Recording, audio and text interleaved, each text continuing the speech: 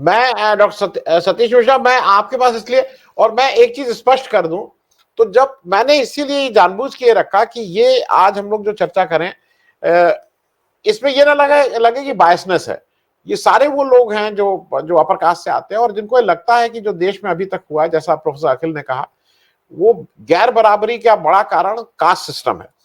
मैं एक चीज प्रोफेसर अखिल आपको और बता दूं, एक और दर्शक ने हमारे कहा, जो डॉक्टर सतीश मिश्रा, मैं आपसे ही पूछूंगा, उन्होंने कहा ब्राह्मण सदन बन रहा है, बनिया सदन बन रहा है, रेड्डी सदन बन रहा है, ये इंसान का सदन कब बनेगा इस देश में? और ये शायद फिर, और मुझे मुझे हरदम लगता है कि मैं अपने उससे, मैं भी बहुत, मतलब मेरे भी बहुत सी जानकारियां बढ़ती हैं और मुझे भी दिशा मिलती रहती है जब यहाँ में मैं इंटरेक्टिव सेशन रहता है। मैं जानकारी के लिए बता दूं कि एक एक बहुत क्विक वो है, ब्राह्मण की पॉपुलेशन 4-5% के बीच बोली जाती है देश में। अभी तक के जितने प्राइम मिनिस्टर रहे हैं, जो टोटल कार्यकाल, उसमें 45% ब्राह्मण प्राइम मिनिस्टर, 30% प्रेसिडेंट ब्राह्मण, और 47% ऑफ द सुप्रीम कोर्ट जजेस ब्राह्मण हैं।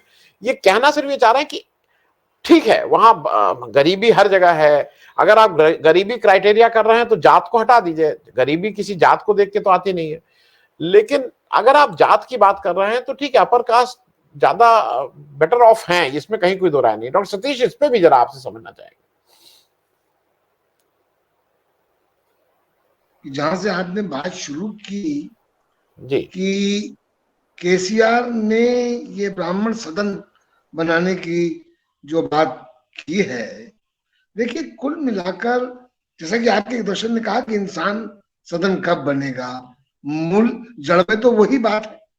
देखिए, जहां तक एक जात आधारित जनगणना का प्रश्न है, तो मेरा मानना है वो होनी चाहिए। वो इसलिए होनी चाहिए कि कोई भी नीति बनाने के लिए आपके पास आंकड़े होना आवश्यक होता है, इसलिए मैं उस बात का समर्थन करता हूं। दूसरी बात यह है, ये एक बड़ा कटु सच है कि सवर्ण लोग आज भी ज्यादातर प्रोफेशंस में अधिकांश जगहों पर हैं। दूसरी बात यह है कि वो बेटर ऑफ भी है। ये भी, इसमें ये भी बात सच है कि ब्राह्मणों में भी गरीबी है, इसके बारे में कोई दो राय नहीं हो सकती। तो देखिए, कुल मिलाकर जो नीतियों का निर्धारण होना चाहिए, जो नीतियों का प्रतिस्थापन होना चाहिए, वो इसलिए होना चाहिए कि इंसान का विकास कैसे हो सकता है, पहली बात तो ये है। तो उसके लिए आंकड़ों की जरूरत है, जैसा मैंने भी कहा। दूसरी बात यह है कि केसीआर जो तेलंगाना के मुख्यमंत्री हैं, वो बहुत शूड पॉलिटिशियन हैं। वो, जैसा कि शायद अजय जी उसके बारे में बाद में बात करेंगे, मुझे लगता है कि वो मैसेजिंग उनकी तेलंगाना से बाहर की है, और विशेषकर जो उत्तर भारत के प्रदेश हैं उनकी तरफ मैसेजिंग है। केसीआर की एक प्रबल आकांक्षा है कि वो प्रधानमंत्री बने। उन्होंने बहुत सारी कोशिशें की हैं कि प्रधानमंत्री बन सके। अभी भी वो एक अलग रास्ता अपनाते हैं। जैसे कि केसीआर जिस प्रकार के राजनेता हैं, हम लोगों ने सबने देखा, जिस तरह से तेलंगाना मूवमेंट जब चला, जिस तरह से उन्होंने कांग्रेस सरकार में वो मंत्री रहे, यूपीए सरकार में मंत्री रहे, और किस प्रकार से उन्होंने पाला बदला, तरह तरह की नीतियां बदलते गए, और उसके बाद एक तरह से अपने बेटे बेटी को ही प्रमोट करने में जुट गए। ये सब हमारे सामने है। अब वो मैसेजिंग वो 5 लाख वोटों के लिए कर रहे हैं, जैसा कि अजय जी ने बताया तेलंगाना में। मुझे डाउट है वो एक नेशनल मैसेज देना चाहते हैं कि किस प्रकार से ब्राह्मणों का वोट उनको जगह जगह पे मिल सके। और दूसरी बात, केसीआर ये जानते हैं कि जो ओपिनियन फॉर्म होता है वो अधिकतर सवर्ण वर्ग करता है, और उसमें ब्राह्मणों का एक रोल होता है। तो वो उस कॉन्स्टिट्यूंसी को एड्रेस करके सोच रहे हैं कि वो इस प्रकार से अपनी लीडरशिप को स्टैब्लिश करा ले जाएंगे। देखिए, ये बात बिल्कुल सच है कि अगर इस प्रकार की नीतियां, जैसे कि अभी आपने चर्चा की शुरुआत में कहा था कि जिस प्रकार से नई संसद का उद्घाटन हुआ और जिस प्रकार के झूठ गढ़ गढ़ कर, मतलब एक बेशर्मी की हद है कि जहां पर आप देखते हैं कि हिंदू अखबार का एडवर्टीजमेंट को एक रेगुलर न्यूज की तरह प्रसारित किया जाता है और ये कहा जाता है कि माउंटबेटन ने नेहरू को वो राजदंड दिया था। ये झूठ क्या पर आधारित। एक चीज और, क्योंकि मैं इस बात को हम लोग बात कर रहे हैं और कभी क्या होता है कि ब्राह्मण को भाई कास्ट कह लेते हैं, और जो चितपावन ब्राह्मण है हमारे पास एक आए नहीं है, वो प्रबल प्रताप सिंह जी हैं, वो कुछ चितपावन ब्राह्मण का ओरिजिन मालूम नहीं कहां से इजराइल इजराइल कुछ समझाते रहते हैं कि वो वहां के कहां से आए। खैर, मैं coming back to the main subject, एक तरफ प्रोफेसर अखिल कह रहे हैं कि आप बिल्कुल 23वीं अरे नई सदी में चले जाइए और पुरानी बातें मत करिए, वो 50 साल पुरानी मत करिए। लेकिन हमारे देश के प्रधानमंत्री बाहर जाते हैं, उनको दूसरे देश का प्रधानमंत्री उनके पैर छूता है तो ये कितना हल्ला मचता है कि भाई कितना बढ़िया काम, कितना बढ़िया काम। पैर छुआना मैं अभी भी मानता हूं कि इज अ ब्राह्मणिकल ऑर्डर। मैं अपने माता पिता के पैर छूता हूं, मैं अपने गुरु जो मेरे पुराने थे, और वो गुरु जो पैर छुआने लायक थे, सब गुरु नहीं, कई गुरु तो जो कोचिंग के चक्कर में फंसे रहते थे कि कैसे कोचिंग हो जाए, उन गुरु को तो दूर से प्रणाम। मैं ये बात इसलिए कह रहा हूं कि बात बार बार उन रिचुअल्स की है, बात बार बार उन संकेतों की है जो इररिस्पेक्टिव ऑफ कास्ट, जो उस ऑर्डर से लेने की बाकी सारे लोग कोशिश कर रहे हैं।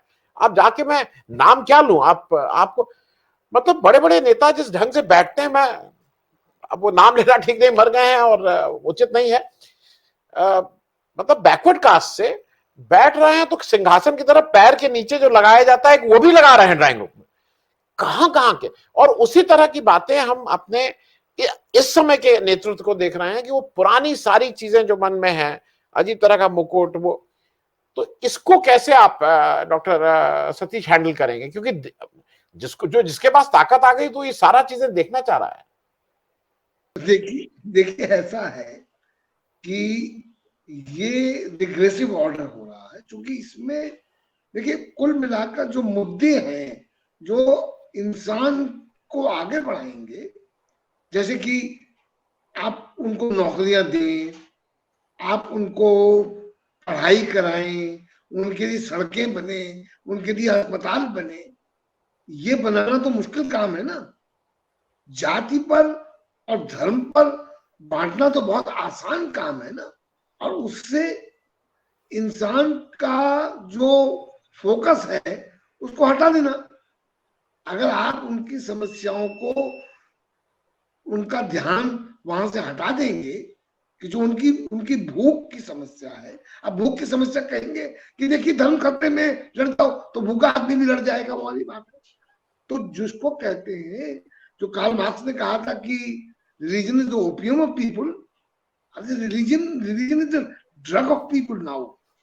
मतलब उसको ओपियम ही नहीं, उसको जिसको मिथेन वगैरह कहते हैं उस तरह की ड्रग बना दी है।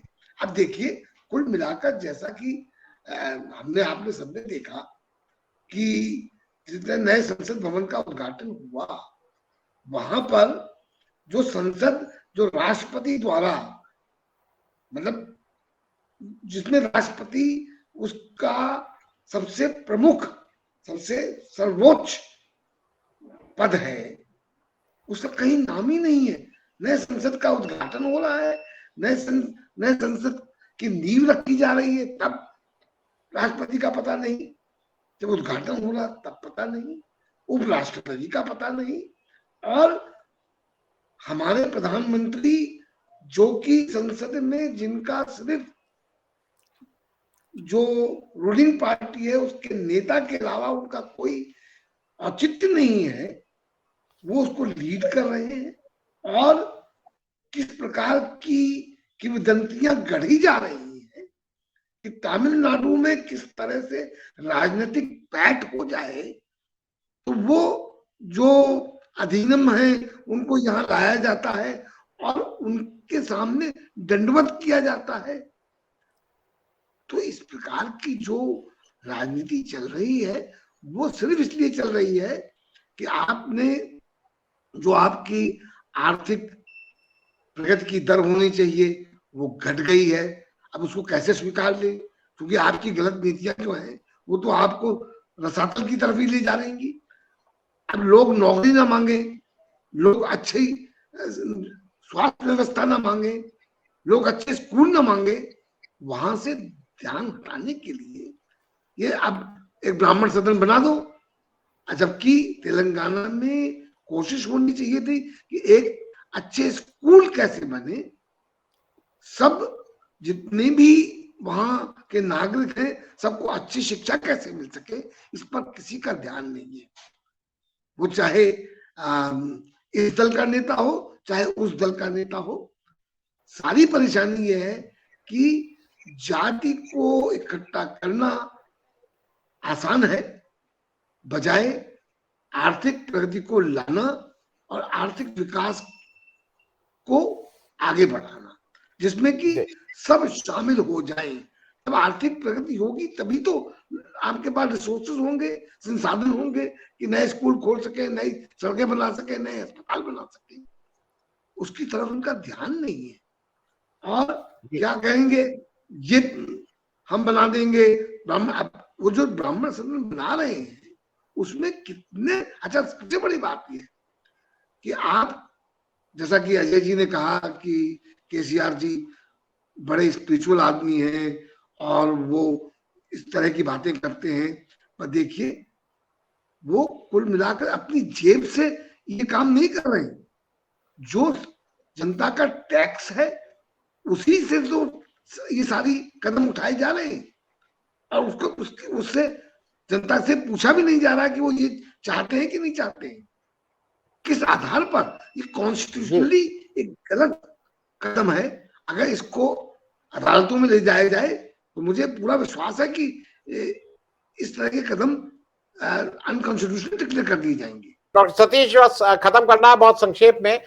मेरे एक दर्शक हैं लेफ्टिनेंट कर्नल नीरज पंत, उन्होंने डेफिनेशन बताई, prince Narcissus is part of Greek mythology, he used to believe he is a handsome and see his image in water, narcissism and narcissus word have origin from the, मतलब ये मैं मानता हूं मोदी जी तो भाई, लेकिन मैं एक चीज कहूँ, जो विवेक जी ने कहा कि वो थोड़ा अस्वस्थ फील करते हैं, तो अभी तो जब बिरला जी के साथ उनको बैठना पड़ा पूजा में, मैंने पहली बार मोदी जी को किसी को अपने बगल में बैठाते हुए देखा, और शायद उनकी मजबूरी थी कि बाकी लोगों ने इतना हल्ला मचा दिया था, तो थोड़ा तो अस्वस्थ हुए होंगे उस दिन शाम को। डॉक्टर सतीश, ये नार्सिज्म और नार्सिस बहुत संक्षेप में अगर एक बार आप समझा सकें, क्योंकि सेल्फ ऑब्सेस्ड या कुल मिलाकर दुनिया के सेंटर मैं हूं, ये है नार्सिस्ट, मेरे अलावा और कुछ इंपॉर्टेंट नहीं है।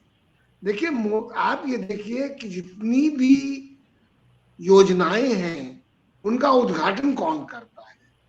कोई मंत्री कर पाया आज तक?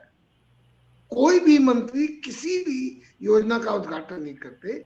2016 में एक पत्रकार मित्र है जिनका की संघ का बैकग्राउंड है, उन्होंने मुझसे कहा था कि सतीश भाई, ये आदमी किसी भी छोटी सी छोटी चीज का भी उद्घाटन खुद ही करेगा, किसी और को नहीं करने देगा। देखिए इसीलिए आप देखते हैं कि अभी देश पांडे जी ने जैसे बताया कि आशा भोसले का प्रोग्राम का जैसे कहा, वो सचमुच किसी भी विरोध को स्वीकार नहीं सकते। वो चाहे वुमेन रेस्लर्स का हो, चाहे वो फार्मर्स का हो, चाहे वो सीएए का हो, वो किसी भी विरोध को स्वीकारते नहीं है।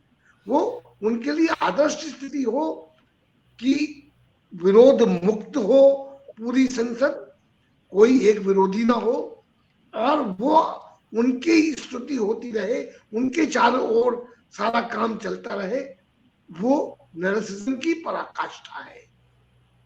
और इसीलिए उन्होंने कांग्रेस मुक्त भारत का नारा दिया था। अब विरोध मुक्त भारत का नारा देते हैं। देखिए इसीलिए वो किसी भी प्रेस कॉन्फ्रेंस को नहीं करते, क्योंकि वहां सवाल पूछे जाएंगे।